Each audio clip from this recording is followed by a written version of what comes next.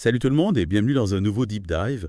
On va s'attaquer ensemble à un sujet assez costaud aujourd'hui, les tokenomics. Ce terme vous dit peut-être quelque chose, Ouais, c'est un mot à la mode en ce moment. carrément. Mais concrètement, ça veut dire quoi? C'est un peu flou pour beaucoup de gens, je pense. C'est clair, beaucoup de gens entendent ce mot sans vraiment comprendre de quoi il s'agit. Exactement. Et c'est pour ça qu'on est là aujourd'hui.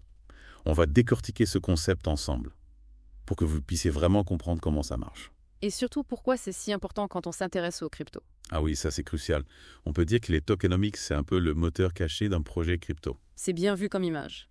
Notre mission aujourd'hui, c'est de vous donner les clés pour comprendre ce moteur et son fonctionnement, Exactement. pour que vous puissiez naviguer en toute confiance dans le monde de la crypto. Parce que mine de rien, les tokenomics, c'est souvent négligé, alors que c'est un facteur crucial pour évaluer les projets des crypto-monnaies. Tout à fait.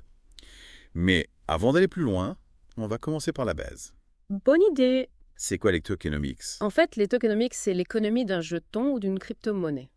C'est un peu comme un plan qui définit comment le jeton est censé fonctionner au sein de son écosystème. Donc en gros, ça explique comment le jeton est utilisé, comment il est distribué, comment sa valeur peut évoluer. Exactement tout ça. Ok, je vois mieux. Mais du coup, en quoi c'est important pour moi en tant qu'investisseur? Pourquoi je devrais m'intéresser aux tokenomics d'un projet avant d'investir? Eh bien, imaginez que vous souhaitez investir dans un nouveau projet crypto. Oui. Les tokenomics vous aident à évaluer les risques et les récompenses potentielles. Au-delà du simple prix du jeton. Exactement. D'accord. Il faut regarder plus loin que le prix affiché sur un exchange. Ok. Il faut comprendre le rôle du jeton dans le projet. Ah oui, ça a du sens. Par exemple, est-il utilisé pour la gouvernance, donnant aux détenteurs des droits de vote? Est-ce un jeton utilitaire, nécessaire pour accéder à certaines fonctionnalités? Ou est-ce principalement un moyen d'échange au sein de l'écosystème du projet? Donc la première chose à regarder, c'est la fonction du jeton, c'est ça. Oui, Quel problème est-ce qu'il résout au sein du projet Ago? exactement. Si un jeton n'a pas d'objectif clair, là c'est un signal d'alarme. Tout à fait. Il faut se méfier. Après, même si l'objectif est clair, il faut aussi comprendre comment les jetons sont distribués. Ah oui, c'est vrai. Quelle est la part détenue par l'équipe? Par les premiers investisseurs, tout? Combien sont alloués à la communauté? C'est hyper important ça. Ouais, cette distribution peut avoir un impact énorme sur la stabilité du prix d'un jeton. Je vois le tableau. Si un petit groupe détient un pourcentage important de jetons, il pourrait potentiellement manipuler le prix ou provoquer une chute soudaine en décidant de vendre. Tout à fait. C'est comme si une poignée de personnes contrôlait l'ensemble de l'approvisionnement d'une ressource précieuse. Ouais, c'est une bonne comparaison. Pas vraiment la recette d'un marché sain. Non, pas vraiment. Donc, on a vu l'importance de la fonction du jeton et de sa distribution. Mais il y a un autre élément important des tokenomics, n'est-ce pas? Oui, absolument. La dynamique de l'offre de jetons. Exactement. Est-ce que le nombre total de jetons est fixe? Ce qui veut dire qu'il existe un nombre limité de jetons. Ok. Ou est-ce que de nouveaux jetons sont créés au fil du temps? Ce qui pourrait entraîner une inflation et une diminution de la valeur, c'est ça. C'est ça. On parle donc de modèles inflationnistes et Tout déflationnistes. à fait. Avec les modèles inflationnistes, de nouveaux jetons sont constamment créés, ce qui peut diluer la valeur des jetons existants. Les modèles déflationnistes, en revanche, ont des mécanismes en place pour réduire l'offre totale, Comme la destruction de jetons, par exemple. ce qui peut théoriquement augmenter la valeur des jetons restant au fil du temps. Et là, ça devient intéressant pour nous, en tant qu'investisseurs potentiels. On doit se poser la question, quel modèle me convient le mieux? C'est ça. Est-ce que je préfère la croissance potentiellement élevée, mais aussi le risque plus élevé d'un modèle inflationniste? Ou est-ce que je suis plus à l'aise avec la stabilité et la prévisibilité d'un modèle déflationniste? C'est un peu comme choisir entre une action à forte croissance avec plus de volatilité ou une action blue chip stable avec des rendements plus lents mais plus constants.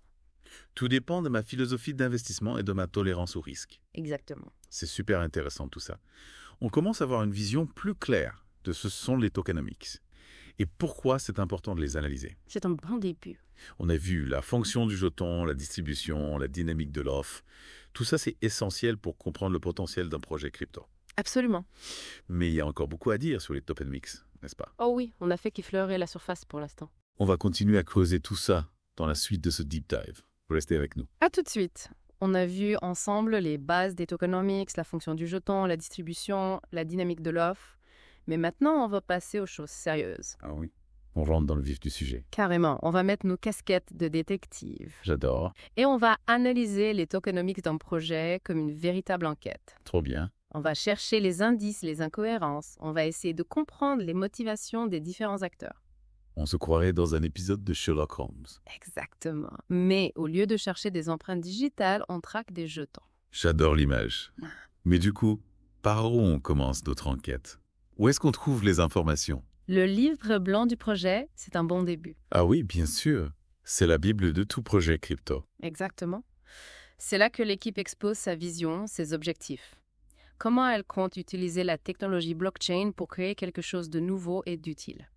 C'est le point de départ de toute analyse sérieuse des tokenomics. Tout à fait. Mais il ne faut pas s'arrêter là. Ah bon. Il faut aussi regarder les sites web spécialisés, les forums de discussion, les analyses d'experts. On peut trouver des informations complémentaires sur ces plateformes. Carrément. On peut voir ce que la communauté pense du projet s'il y a des points qui suscitent des interrogations. Et surtout, ne pas hésiter à poser des questions. Ah, ça c'est important. La communauté crypto est souvent très active et prête à partager ses connaissances. C'est vrai. C'est un des aspects que je préfère dans cet univers. Moi aussi. Il y a une vraie volonté d'entraide, de partage. C'est ça. On est tous dans le même bateau, en quelque sorte. Exactement. Mais il ne faut pas oublier que l'investissement dans les crypto-monnaies est encore un domaine relativement jeune. C'est vrai. Il y a beaucoup d'incertitudes et il est important de s'informer. Et de comprendre les risques avant de se lancer. Tout à fait.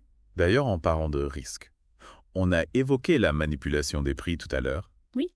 Mais il y a aussi le risque de projets frauduleux. Les fameux rug pulls. Exactement. Où les créateurs du projet disparaissent avec les fonds des investisseurs. Malheureusement, oui. C'est un risque bien réel. Et c'est pourquoi l'analyse des tokenomics est si importante. Tout à fait.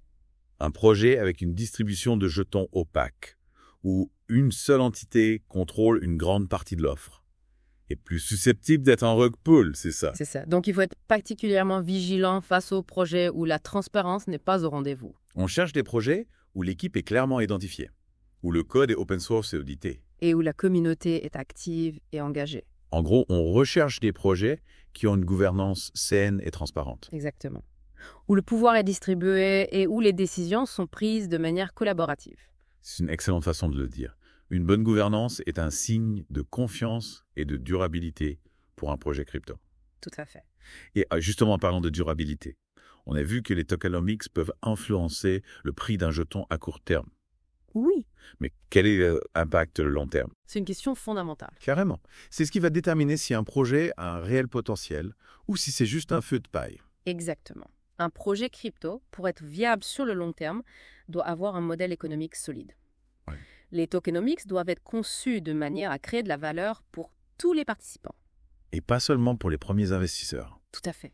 C'est un peu comme une entreprise traditionnelle. S'il ne génère pas de profit, elle finira par faire faillite. Exactement. Un projet crypto doit générer de la valeur. Que ce soit en offrant un service utile, en créant une nouvelle technologie ou en construisant une communauté forte et engagée. Et les tokenomics peuvent jouer un rôle clé dans ce processus de création de valeur. Tout à fait. Elles peuvent inciter les participants à utiliser le réseau, à contribuer au développement du projet et à investir sur le long terme. Exactement. Des tokenomics bien conçus peuvent créer un cercle vertueux où la croissance du projet profite à tous les participants. On a parlé de beaucoup de choses aujourd'hui, des critères à prendre en compte pour analyser les tokenomics d'un projet. Mais est-ce qu'il existe une recette miracle pour des tokenomics parfaites? Malheureusement, non. Chaque projet est unique.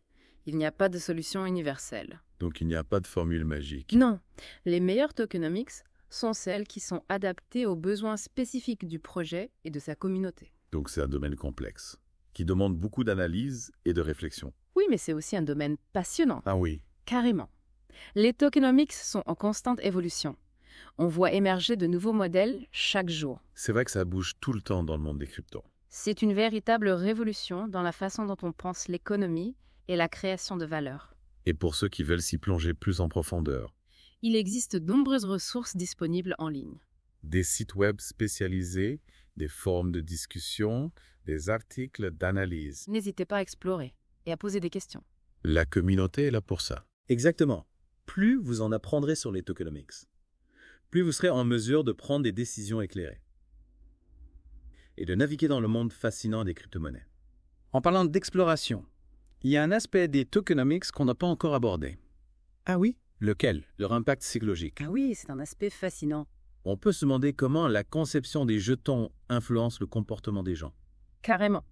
C'est vrai, on peut se demander, par exemple, si un modèle déflationniste encourage la thésaurisation des jetons. Alors qu'un modèle inflationniste favorise la circulation. Exactement. Ou encore, est-ce que la possibilité de gagner des récompenses en stasant ces jetons incite les gens à s'engager davantage dans le projet? Tout à fait. Les tokenomics ne sont pas qu'une question de chiffres et de formules mathématiques. C'est pas juste une équation, quoi. Non, elles ont un impact réel sur la psychologie des investisseurs et des utilisateurs. Et cet aspect psychologique peut jouer un rôle important dans le succès ou l'échec d'un projet. Absolument. Un projet avec des tokenomics bien conçus, qui crée un sentiment de confiance et d'enthousiasme chez les participants, aura de meilleures chances de réussir qu'un projet avec des tokenomics opaques ou mal conçus. C'est un peu comme dans le marketing traditionnel. Il faut créer une histoire captivante, un sentiment d'appartenance, pour que les gens adhèrent à votre projet. Exactement. Les tokenomics, c'est aussi du storytelling, de la création d'une vision partagée. Mais du coup, comment on fait pour décrypter cet aspect psychologique des tokenomics? Il faut analyser le discours de l'équipe, la façon dont ils présentent le projet, les arguments qu'ils utilisent pour convaincre les investisseurs. On scrute leur communication, quoi. Exactement. Il faut aussi observer la réaction de la communauté, voir si les gens sont enthousiastes, s'ils croient au projet. C'est un peu comme un jeu de poker. Ouais. Il faut savoir lire entre les lignes, décrypter les signaux faibles, pour comprendre la vraie valeur du projet. Tout à fait. L'analyse des tokenomics, c'est un mélange de science et d'art. Il faut comprendre les mécanismes économiques, mais aussi avoir une certaine intuition, un feeling pour le marché. Donc, c'est pas une science exacte. Il y a une part d'interprétation de subjectivité. Et surtout, ne pas oublier que le monde des crypto-monnaies est en constante évolution. Ah, ça c'est sûr. Ce qui fonctionne aujourd'hui ne fonctionnera peut-être plus demain. Exactement. C'est pourquoi il est important de rester curieux, de continuer à apprendre et à se remettre en question. C'est l'aventure de la connaissance. Et on est ravis de la partager avec vous. Merci à toi. C'est un plaisir de discuter de tout ça avec toi. Merci à toi pour toutes ces explications. J'espère que nos auditeurs ont appris autant de choses que moi aujourd'hui. En tout cas, moi j'ai hâte de me replonger dans l'analyse des tokenomics de certains projets, maintenant que j'ai toutes les clés en main. N'hésite pas à me tenir au courant de tes découvertes. Ah, avec plaisir. Et à vous, chers auditeurs, merci de nous avoir suivis dans ce deep dive. On espère que ça vous a plu. Et que vous êtes maintenant prêts à explorer le monde fascinant des tokenomics. À bientôt pour un nouveau deep dive.